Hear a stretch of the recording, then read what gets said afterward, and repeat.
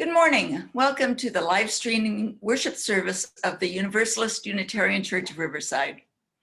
I'm Bonnie McFarland, a member of the worship committee, and I will be your worship associate today. We invite you to worship with us with an open mind and an open heart. As we enter into sacred time, created by our presence and shared intent, I invite you to get comfortable, turn down your phones or other distracting devices, make a conscious decision to set aside for this 1 hour the self-protective walls we all keep around our hearts and our thoughts.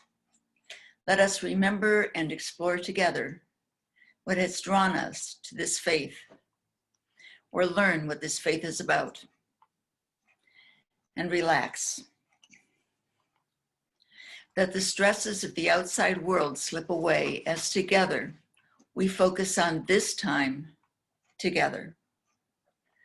And together we breathe.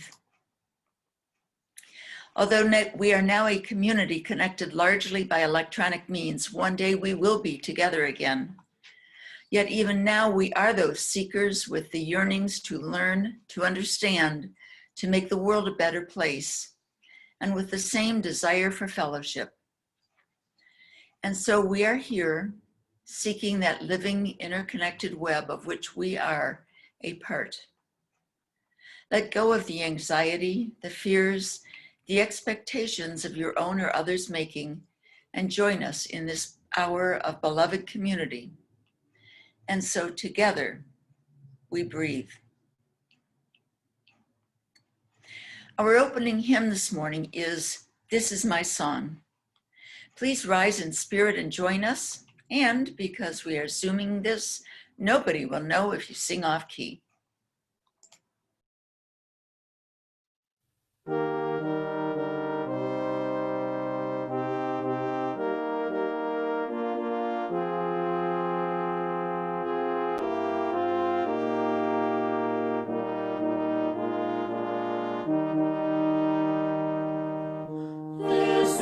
My song, O God of all the nations, a song of peace for lands afar and wide. This is my home, the country where my heart is. Here are my hopes, my dreams, my holy shrine, but other hearts in other lands are beating, with hopes and dreams as true and high as mine. My country's skies are bluer than the ocean, and sunlight beams on clover leaf and vine. But other lands have starlight too, and clover, and skies are everywhere as blue as mine. Oh, hear my song now, God of all the nations, a song of peace for their land and for mine.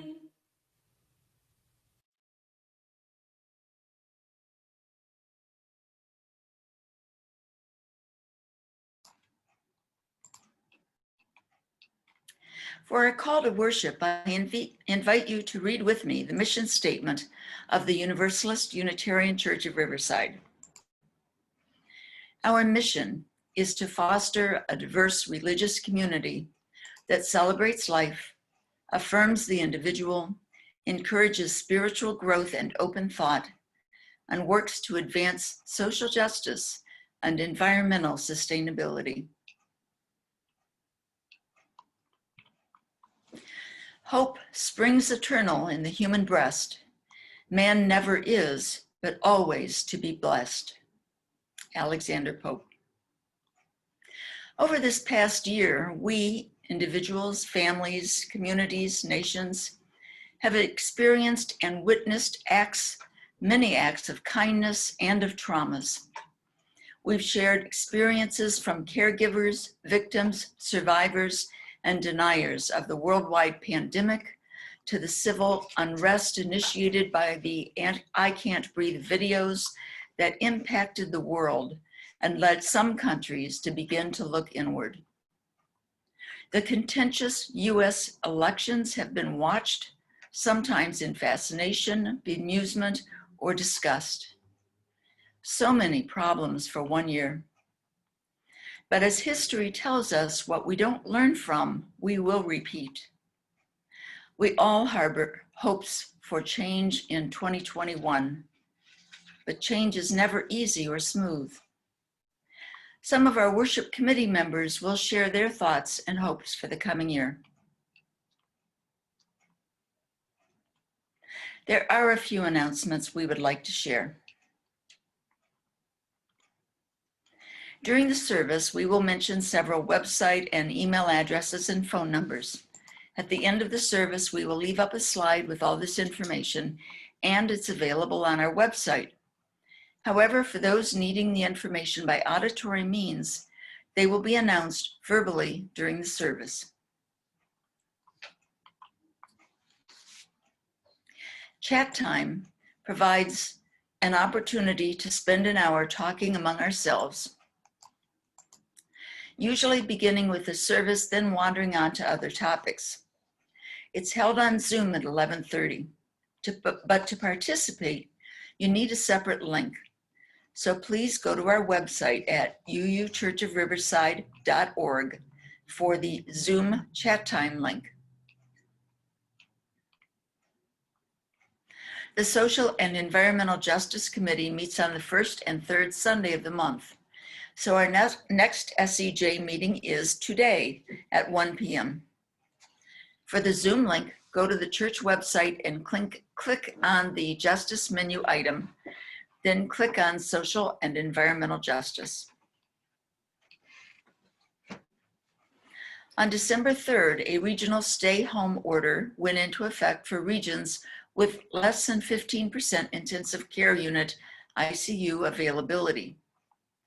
In Riverside County and all of Southern California region, the ICU availability is continuing to be at 0.0%. The first Pfizer and Moderna vaccine allocations have been made available to critical healthcare workers. This is phase 1A. Phase 1B will include individuals aged 75 and older. Progress.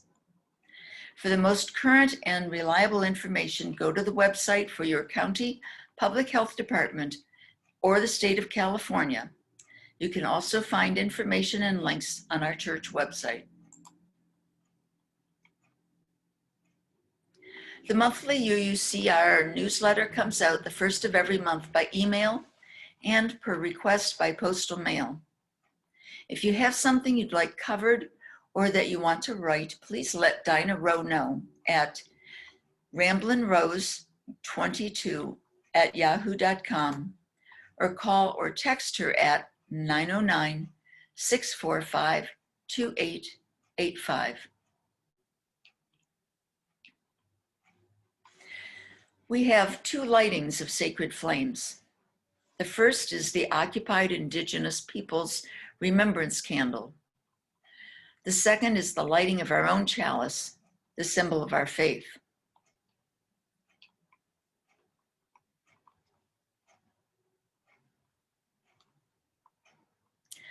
Let us acknowledge that we walk upon the traditional territories of the Moronga, the original peoples of this land, who continue to cry out for justice and self-determination. In honor of the Moronga people, we, the Universalist Unitarian Church of Riverside, light this sacred flame as the stewards of this sacred and holy place. We are blessed with a space and opportunity to strive to live out our common principles, to bring justice, equity, and compassion into our daily lives, to resist all that threatens the earth and her people, and to live out our dream of a world community of peace, liberty, and justice for all. Let these thoughts carry us forth as we journey and worship together.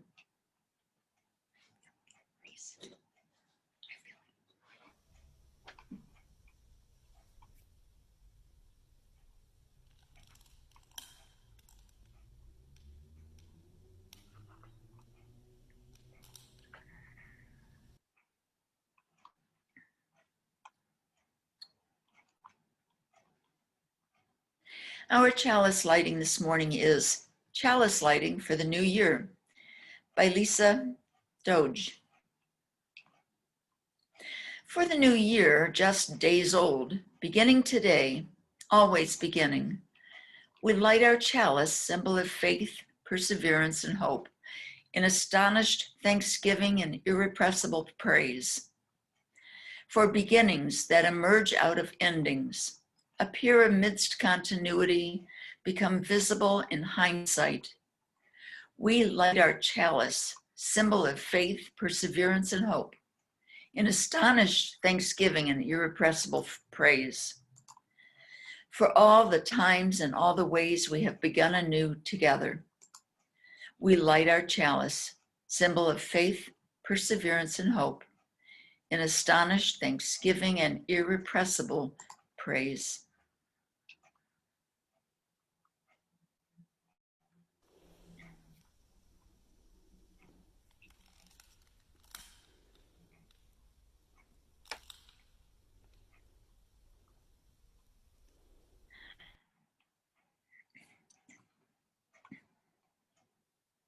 Our next hymn is Spirit of Life. Please rise in spirit and join us.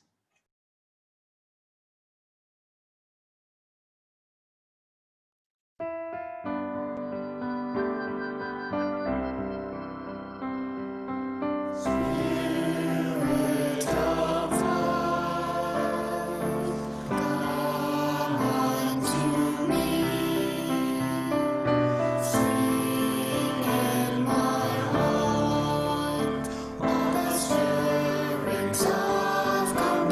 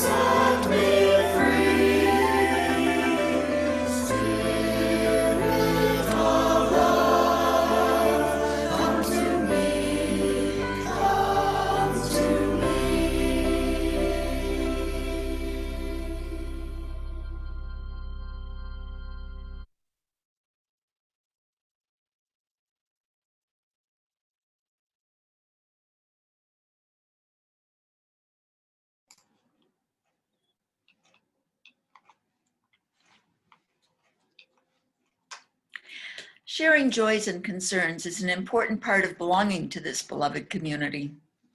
On the first Sunday of each month, we share the joys and concerns that we have received from you throughout the month.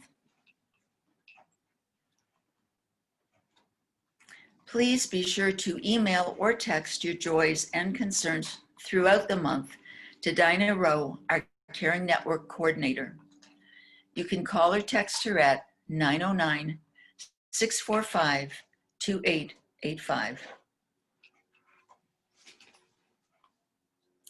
On this first Sunday of each month, we place a stone in our water chalice to represent those joys and concerns and in that we have shared, and in recognition of those we hold close and that we have not shared.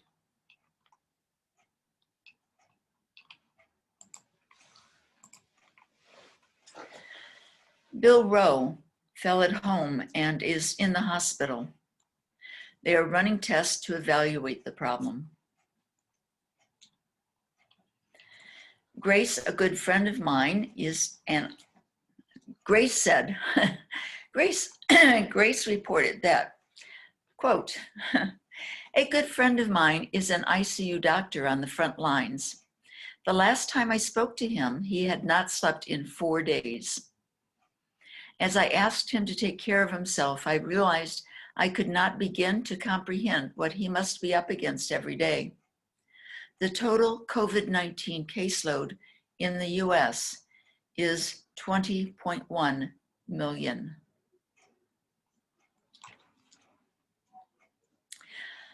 The next one is from me. I will put this under concerns because it is a gratitude, but it is based on worry and care. I am selfishly grateful that my family members whose professions are in the medical field are either retired or in academia and not involved in providing direct care. We place a symbolic stone in our water chalice for the concerns shared and in recognition of all those held close and not shared.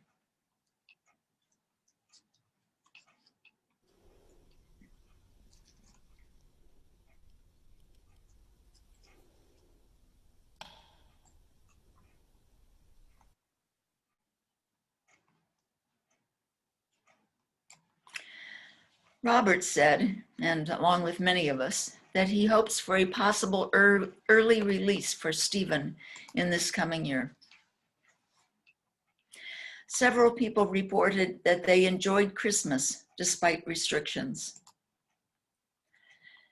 Grace said, we, the Social and Environmental Justice Committee, were able to provide meals to over 50 households through the Community Pantry Program.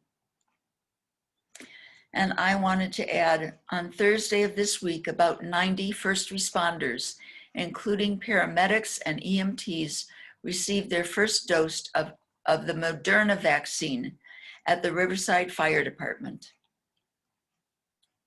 It is said that a joy shared is multiplied.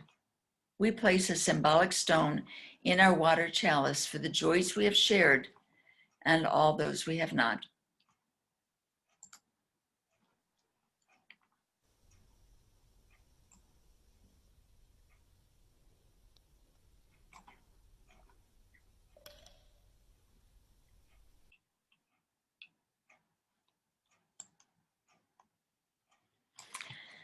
Now, Dinah Rowe, our church treasurer, will speak with us about sharing our treasure.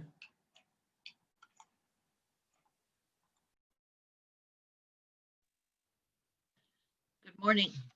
This portion of our service is how we fund all that we do to minister to and care for our congregation and our beloved historic church, and to ensure that when we are able to safely reopen again, we will be here to welcome you all back. A reminder that even though the church is not allowed to reopen at this time, the church expenses continue. Just a few of the expenses which are ongoing are the utilities and the insurance. Our administrator, Robert, pays the bills and answers inquiries to the church, plus other things which come up on a daily basis.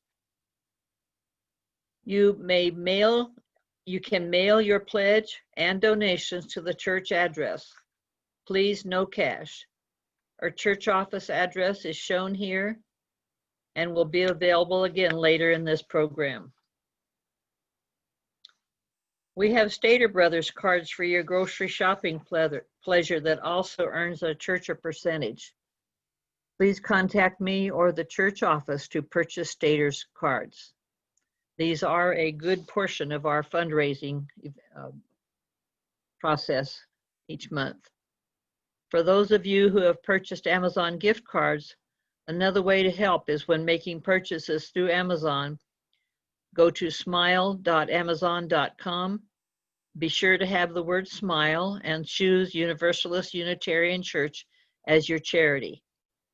We receive 0.5% of your qualifying purchases, and by using an Amazon script card, we receive a percentage from both. There are Amazon and Best Buy cards available in the office. You can contact Robert to purchase those. Please donate by whatever method works best for you. Thank you for your generosity. And to those who give of their time and their talent, thank you for your generous care and attention. Our next hymn is From You I Receive. Please rise again in spirit and join us. We will sing this through 3 times. Thank you.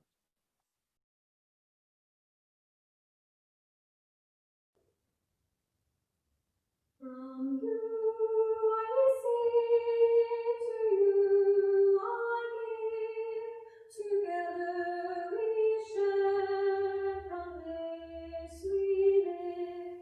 From you I receive, to you I give. Together we share, from this we live. From you I receive, to you I give. Together we share, and from this we live.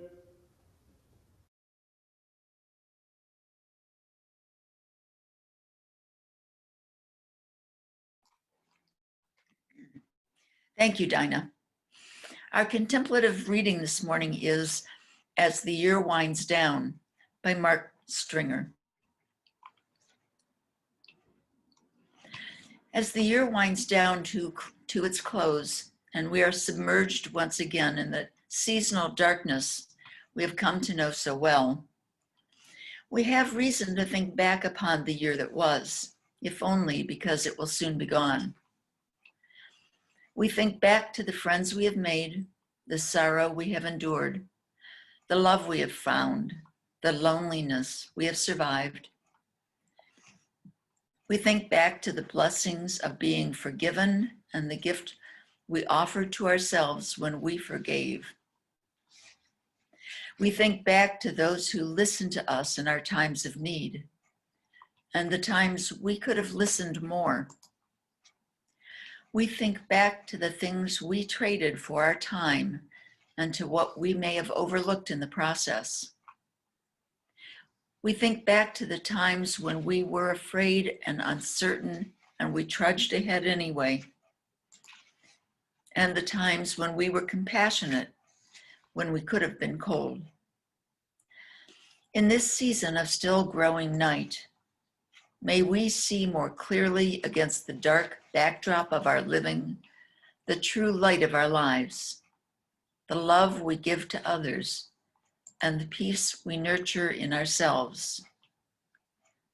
Now let us pause to share a moment of silence.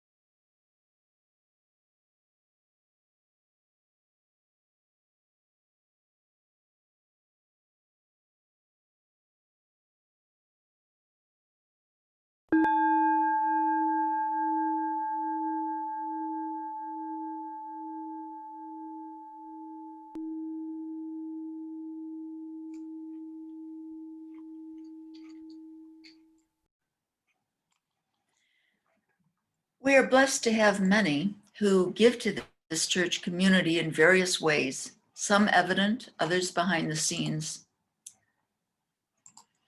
but all are needed to create the whole. All have been needed to keep this community afloat through the turbulent waters we have traversed this past year. We want to take this opportunity to recognize those who have shared their time and talents. This has been most important and at times most difficult during a time when the physical structure of the church, our gathering place, has been closed. In a normal year, we would have had meetings in our church sanctuary, parish hall, and the annex. We would have had lunches and dinners, fundraisers, concerts, special speakers, and many other things drawing us together. But for almost a year, we have had to strive to keep those connections strong for the time when we can once again open our doors, hopefully sometime later this year. So I hope we have not forgotten or overlooked someone. If we have, please take comfort in knowing your help has been an important part of the whole, even if in our efforts to put this service together, we mere mortals have made mistakes. Grace, a member of the worship committee, has become so much of my right arm that when I was trying to think of who to include in this list, I named all I could think of at the moment, then turned to her and asked who I had forgotten.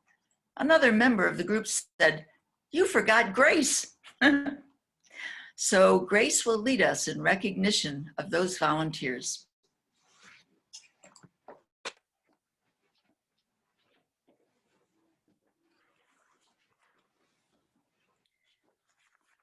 Good morning, everyone. The worship committee is responsible for everything related to weekly Sunday services. Bonnie McFarland is the chair. She assumed the duties of worship chair following Len Hayward's departure in July, and she now gives freely of her time and skills to plan and coordinate the programs we so enjoy on Sundays, including finding and working with speakers, choosing topics, graphics, and readings, meeting deadlines, and ensuring that we all have a fortifying fellowship every week. Bonnie also recently worked for the CARES Grant Infrastructure Task Force. Robert Brown, administrator. Robert oversees all activities, bills, and communications, and goes above and beyond to keep UUCR operating smoothly. He generates notices and updates, emails and posts, 1-minute service summaries of upcoming services, and he is also the resident holiday chef. He recently worked on the CARES Grant Infrastructure and Food Pantry Task Forces. Adam Wedeking. Adam makes sure that all online activity functions smoothly, troubleshoots, and magically resolves glitches, often on the spot. He also serves as Social Environmental Justice Committee Chair and has increased our meetings from once a month to 2 times a month to keep up with the challenging demands of our activities. He is involved with numerous community organizations and is UUCR's liaison to various collaborations with them. Kate Lewicki. Kate reviews, edits, and posts the final cut to UUCR YouTube channel so that they can be accessed by the general public. She is a resident sound engineer for in-person services and also is involved in grant and fundraising activities. Kate recently worked on the CARES Grant Infrastructure Task Force. Alec Peck, music coordinator. Alec oversees, selects, and provides vocals and instrumentals for each service. Alec most recently, sorry, I lost my place. Alec most recently sang and played the trombone for us on the Christmas Eve program and is often accompanied by beautiful vocals by his partner, Margaret. Grace Preuss, that's me. I work with worship chair Bonnie to assist in planning, coordinating, and scheduling weekly online services. I also step in as a sounding board and provide friendly reminders to potential participants. I currently serve as Secretary of the Social Environmental Justice Committee and worked on the Community Food Pantry Task Force. Dinah and Bill Rowe. Team Rowe is extensively involved in UUCR projects and events, most recently, the Community Food Pantry Grant. Dinah is a church treasurer and chair of the Caring Network. She is also editor of the monthly newsletter. Bill Rowe serves as vice president of the board and is chair of the maintenance committee. Linda Van Boris. Linda gives services, leads weekly meetings in the Course of Miracles, and is enthusiastically involved with various UUCR activities. Avery Burrows. Avery is in charge of maintaining the church grounds and interiors in great shape, and he takes care of the UUCR community garden. Avery always makes himself available to help out in all events and projects. He recently worked on the CARES Grant Community Food Pantry Task Force. He is also chair of Social Events Committee and in charge of seasonal decorations, and he also serves as general member of the board. Finn Beecher. Finn is chair of the Safety Committee and volunteers in various events and projects as needed. He is also general member of the board. He also recently worked for the CARES Grant Community Food Pantry Task Force. Pat Kawander. Pat serves as general member of the board and is a longtime leader of the Tai Chi and meditation groups. Other volunteers that we had this year, Tinka Friend.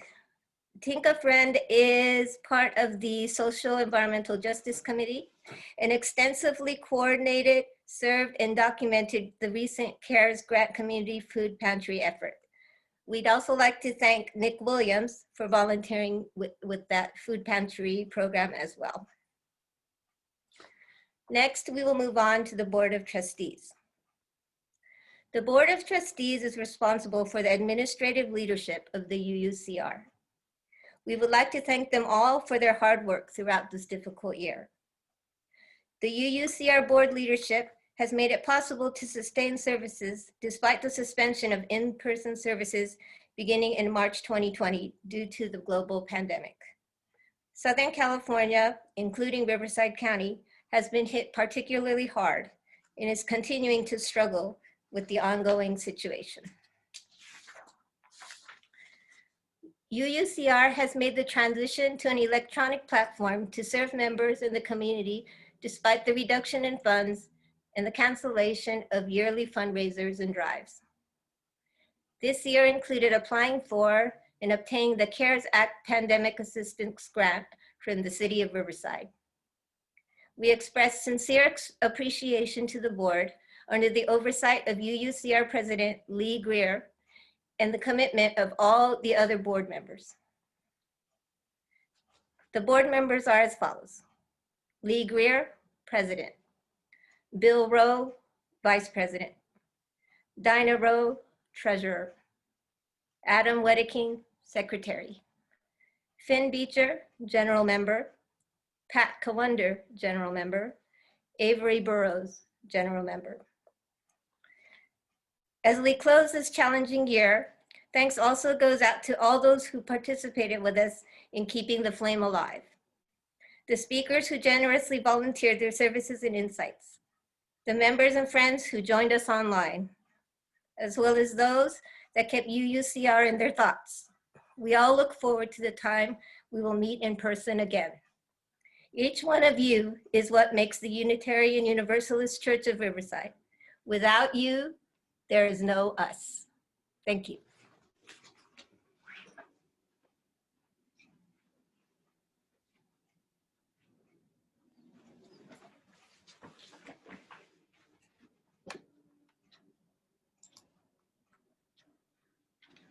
Thank you, Grace.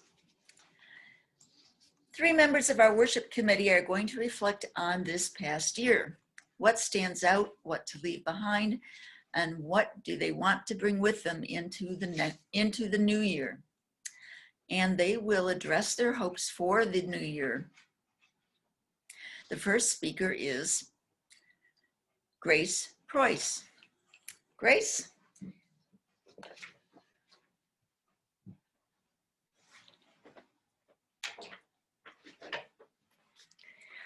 Hello again. I didn't realize I was the first speaker, but here I go. So, what lessons have we learned in 2020? We are all students in the school of life, and we all experienced a cosmic timeout in 2020, when we were basically all sent to the bench to think about our behavior. We woke up one day and realized that our daily lives were altered. A biological virus had coincided with viral political, social, and cultural movements. Routine activities and things that we always took for granted were suddenly restricted. We realized that many of the simple things most of us never gave a second thought about were now in short supply. A notable example being toilet paper. On the other side, we finally found time to binge watch all those Netflix series we wanted to see, learn new skills and hobbies on YouTube, bake, garden, exercise, and read. We collectively had to slow down, catch our breath, and take a long, hard look at the current state of affairs. Many of us could not look away from the news that commanded our attention every day, and probably became more informed and aware than we have ever been. Many of us found that the issues we were observing were not just theoretical arguments made by remote pundits and politicians, but actual conditions and realities that affected us and our loved ones. These issues were literally in our communities and our backyards and could no longer be ignored, because we were part of them and they were part of us. Many of us realized that our personally held ideologies and decisions actually played a role in determining the public conversation and the narrative, that each of our voices contributed to the chance of being heard, or at least to protest being ignored. Another lesson learned was about balance. Happiness is equilibrium. Shift your weight. 2020 was all about learning how to live in the realm of uncertainty, working out the best way to function optimally without knowing all the answers. Because we found out that we couldn't put our lives on hold. It went on. We work around the questions and get on with it.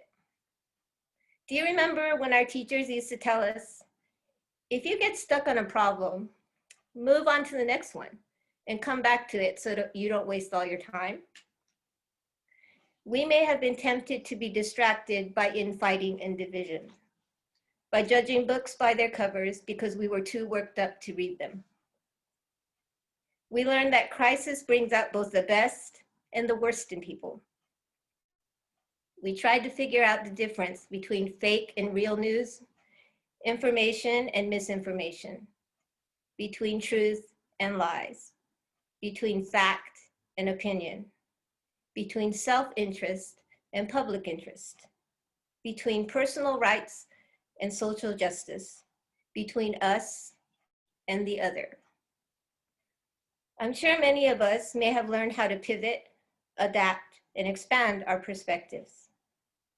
Hopefully, we have learned to step back, count to 10, and approach the table, hopefully with a mask and social distancing, and with the goal of listening to one another's perspectives and grievances, acknowledging our similarities and differences, and finding a way to work together with dignity and respect.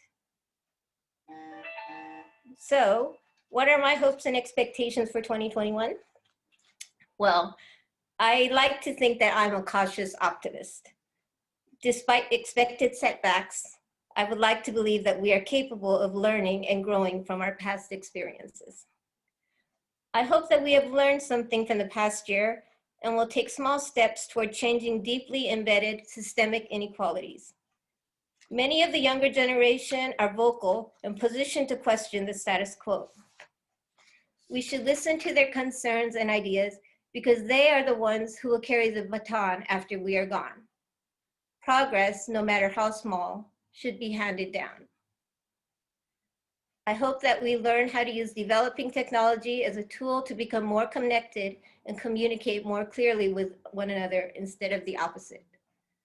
I hope that citizens will make specific and realistic calls for action for the greater good to legislators and hold them accountable. I'm a cautious optimist because I feel it is more productive than the alternative option. And with that, I wish you all a bright 2021.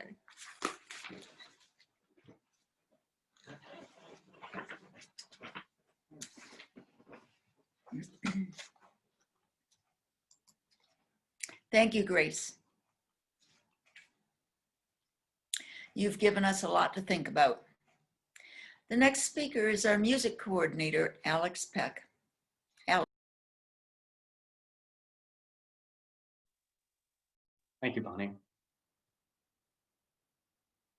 In the spring of 2020, I finished a thesis for my master's degree. And in that process, I certainly received plenty of lessons in physics. But I usually think this question usually means to ask what kind of wisdom I've gained over the past year. And I certainly gained wisdom with regards to how to be a physicist, like how to keep good documentation and how to effectively communicate with scientists on the other side of the globe. However, I also gained some kind of wisdom in the summer when I was trying to finish my thesis. My advisor had said that I was on track to defend a finished thesis at the beginning of June, but that it didn't end up happening until the end of August, submitting on the last official day for the academic year. It was 6 drafts after the one which was almost done in June when I was no longer enjoying the project and I didn't feel the revisions were making my work any better. But I refused to let this thesis defeat me. And even when every draft came back with more comments from my advisor than the last, I responded first by laughing, a physical response to the anxiety, and then by adding my own comments, color-coded to implement for the next round. I learned that it doesn't hurt as much when you do it to yourself. I worked harder because I knew that I had come to hate the work, and therefore I needed to show that I could separate my feelings about the project from my work on it. Another 6 drafts later, and I had said that enough was enough, and the comments stopped. Many years before that, I had learned the lesson that deadlines make art, and it turns out that deadlines also write papers. I'm not sure exactly why it took so much longer than expected to get this completed, or exactly what my lesson was, if that was to speak up and set my defense date earlier, if I should have planned better much earlier on in the process, or if I could have somehow perceived what my advisor really wanted to see. Most of that work at that point was, of course, done in relative isolation due to the pandemic. The stress of my thesis may have had some impact on my social behavior, but I think being very suddenly limited in my social contact had some unexpected effects. I noted that I would be more easily drawn into online arguments over inconsequential and meaningless things. For one reason or another, I sought out intellectual conflict to substitute the social interactions that I had lost. When autumn came around, I moved to a completely new area of the world, out here to California, and I actually got pretty much what I expected in many ways, except for one. And in the fall, my lessons came from joining a new church community, this community. This church has been the most different from the UU churches that I grew up around, though perhaps maybe I just haven't gotten to see it in full motion yet. I feel very culturally different from the group here, both in terms of social interactions and in the style of UUism itself. When I took on the responsibility of organizing the weekly music, I was also realizing at the same time that I had to give up my administrative roles in a different community, which tells me not only about my limitations of what I can do with my time, but also about what priorities I have and the kind of leadership roles that I might want. I didn't learn anything in the winter. And my brain doesn't really think it's winter yet, of course, since I grew up in the Midwest and have Scottish blood. Looking forward, though, I hope I can get a stronger sense of belonging and a sense of home in California when in-person interactions can resume. I've always felt that my home is maybe not where my hat is, but where my bed is and where my Wi-Fi connects automatically is maybe the things that I closely associate with home, just the spot that I go back to. And I've been moving from place to place for almost a decade. And so I'm waiting for this new place to feel like my new home. And I do not feel like I will ignore the lessons that that my thesis gave me from the past year, and I'm ready to demand what I want from my academic life and to put in the work that I need to do to get it. I also no longer want to settle for a final project which is just good enough, either in terms of academic work or in music. I want to create something which I can really feel proud of and which I can be excited to present, and not something which is only just what was expected. I want to learn how to sing in tune consistently and how to generalize a divergent bounded sum to a convergent indefinite integral. That's all I want. And I expect that I will not meet my goals to my own satisfaction the next year, but I also expect that I will always be reaching for them.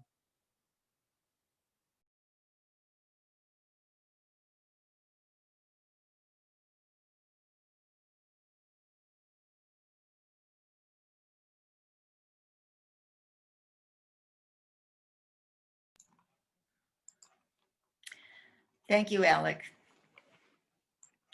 And now it's my turn.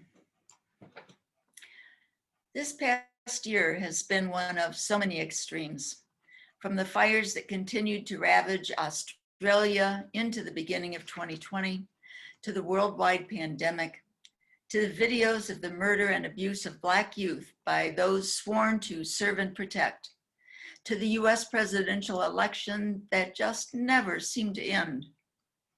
It seemed hard to ever feel settled. I enjoy research, and my friends know I'm probably tracking whatever's going on at any given time. So this year I found myself obsessively tracking and interpreting various statistics on the pandemic. At first worldwide, then of necessity, narrowing it to national with a focus on several states, cities, and counties. I've also been very politically engaged for some years now, but this year there was no campaign headquarters, no physical gathering sites. There were some protest rallies, but I didn't feel I was able to safely participate. I missed the physical gatherings a lot.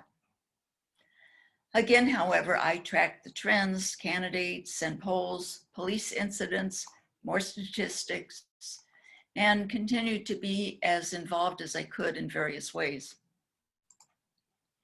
In July, I assumed the positions of Chair of Communications and of the Worship Committee, and I had a lot to learn. I've been chair of both before, but now everything's Zoom and the website CMS changed. So much to learn, not only tech, but new programs and copyright issues. Things changed a lot in the few years I was off those committees. I have several friends who call regularly for information and or reassurance on the state of something, and I'm usually helpful. But as the year went on with crisis after crisis and so many people, myself included, fending off anxiety and depression, I found my energy waning. And in time, I had to refocus more on my own needs. So what I'm taking forward from last year, despite the most dire predictions and not getting the candidate I wanted, things have a way of working out. What's important is to work with what you have and not give up.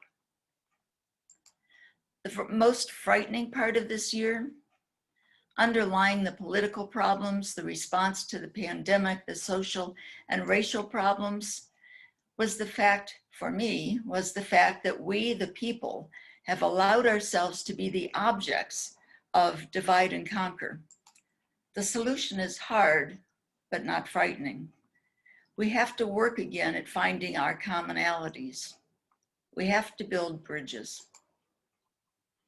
The pandemic had some interesting side effects. For all the harm it caused, it also allowed so many white Americans to be at home, undistracted, watching the news, to finally absorb the meaning of "I can't breathe" as they watched George Floyd die under the knee of the police, to begin to understand and have time and space to think about what it means to live in a world where in Central Park, a white woman, Amy Cooper, called the police on a Black man, Christian Cooper, for the sin of asking her to put her dog on leash. And we watched the video as she calmly said, "I'm going to call the police and tell them there's an African-American man threatening my life." Never would have been heard the same way in any other year. Most importantly for me, this year led me to learn and grow in so many ways. As we watch our new president take office, it's clear that we do not need to stop learning and being relevant as we get older. So I don't make New Year's resolutions, but in this year I do have general goals, and there are many things I want to learn and explore. Among them, I want to let go of the anger that built up in the election cycle. I want to work on compassion. I want to continue to learn more about websites and Zoom and a whole variety of online tools. I want to become more involved in anti-racism actions once again. And perhaps most of all, I want to help with the transition back to services inside our beautiful sanctuary while continuing to Zoom for those who can't make it.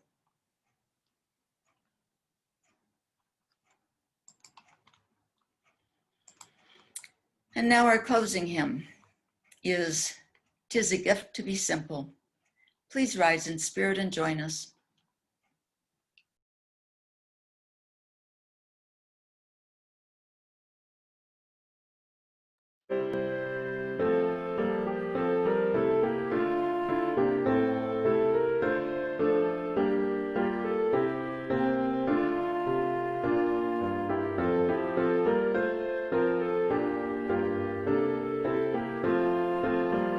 Tis the gift to be simple, tis the gift to be free, tis the gift to come down where we ought to be. And when we find ourselves in the place just right, 'twill be in the valley of love and delight. When true simplicity is gained, to bow and to bend we shan't be ashamed. To turn will be our delight, till by turning we come round right. 'Tis the gift to be gentle, 'tis the gift to be fair, 'tis the gift to wake and breathe the morning air, and every day to walk in the path we choose. 'Tis the gift that we pray we may ne'er come to lose. When true simplicity is gained, to bow and to bend we shan't be ashamed. To turn will be our delight, till by turning we come round right.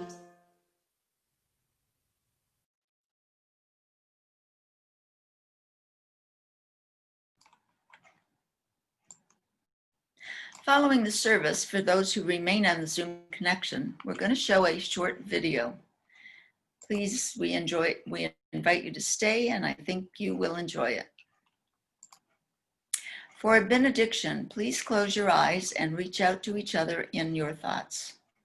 Feel the connection between us, the interconnected web joining us as a community, a church family. Our benediction is "The Courage to Continue on the Journey" by Lynn Cox.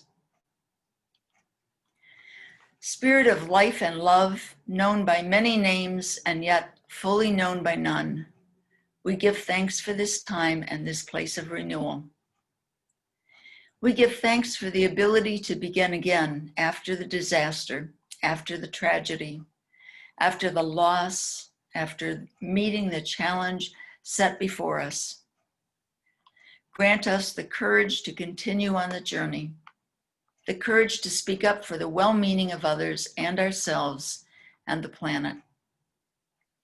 May we forgive each other when our courage falls short, and may we try again. Grant us hearts to love boldly, to embody our faith and our values in living words and deeds. May our hearts open to embrace humility, grace, and reconciliation. Grant us the ability to learn and grow, to let the spirit of love and truth work its transformation upon us and within us. Grant us the spirit of hospitality, the willingness to sustain a fit dwelling place for the holy that resides in all being. Grant us a sense of being at peace in the world, even as we are in motion.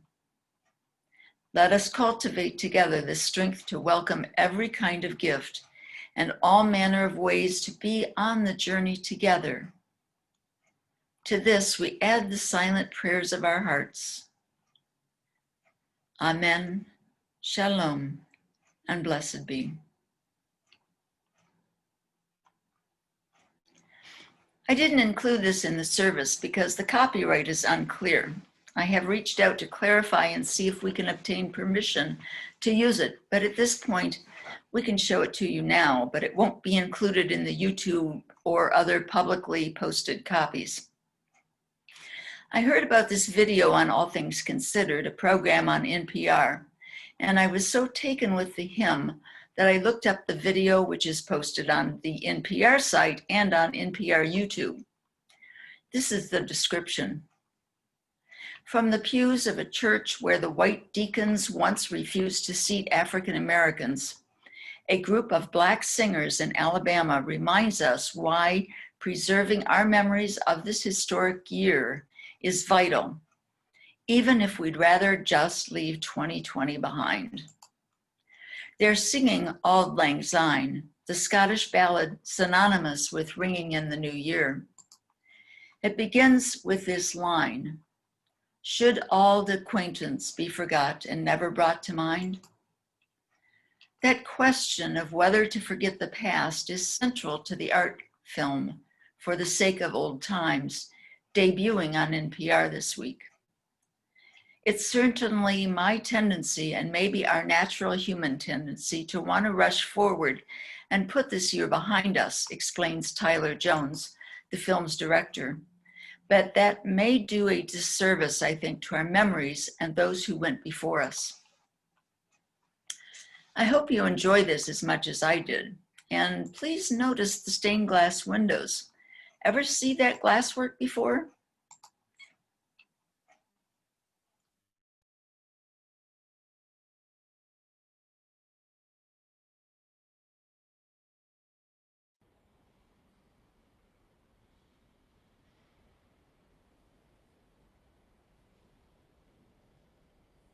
Should old acquaintance be forgot and never brought to mind?